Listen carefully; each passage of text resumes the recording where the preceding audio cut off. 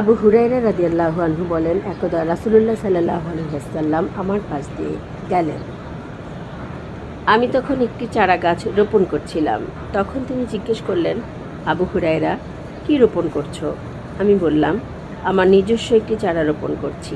তিনি বললেন, আমি কি তোমাকে এমন এক চারার খোঁজ দিব না যা তোমার জন্য এর চেয়ে উত্তম হবে?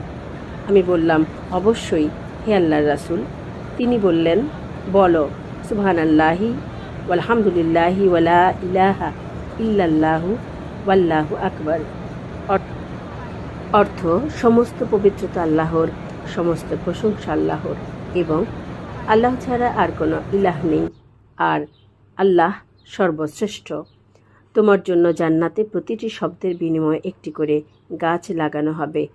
ইবনে মাজাহ 3807।